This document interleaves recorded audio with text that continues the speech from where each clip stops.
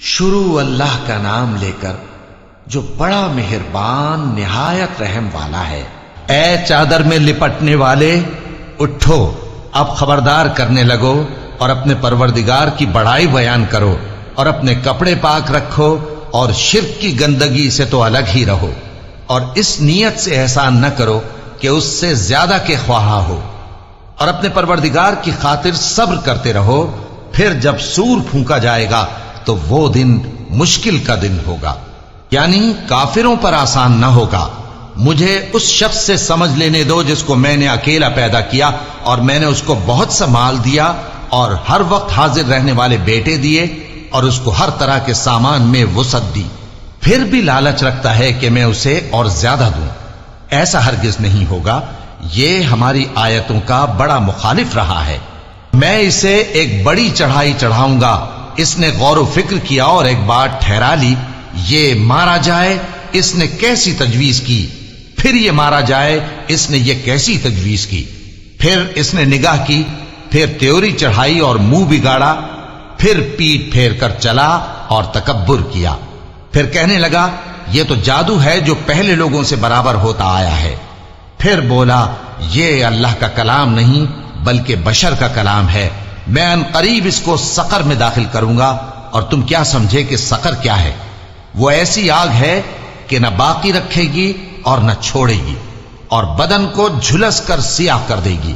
उस पर 19 दारोगा हैं और हमने दोजख के दारोगा फरिश्ते ही बनाए हैं और उनका शुमार काफिरों की आजमाइश के लिए मुकर्रर किया है, इसलिए कि अहले किताब यकीन करें और मोमिनों का ईमान और ज्यादा हो और अहले किताब और मोमिन शक न लाएं, और इसलिए कि जिन लोगों के दिलों में निफाक का रोग है और जो काफिर हैं कहें कि इस मिसाल के बयान करने से अल्लाह का मकसूद क्या है। इसी तरह अल्लाह जिसको चाहता है गुमराह रहने देता है और जिसको चाहता है हिदायत देता है। और तुम्हारे परवरदिगार के लश्करों को उसके सिवा कोई नहीं जानता और ये कुरान तो बनी आदम के लिए नसीहत है।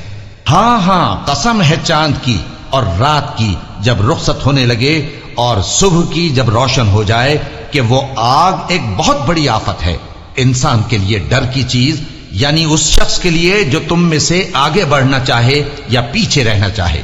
हर शख्स अपने करतूतों के बाइस गिरफ्तार होगा, मगर दाहिनी तरफ वाले नेक लोग जन्नतों में होंगे और पूछते होंगे, यानी आग में जलने वाले गुनाहगारों से, कि तुम दोजख में क्यों पड़े।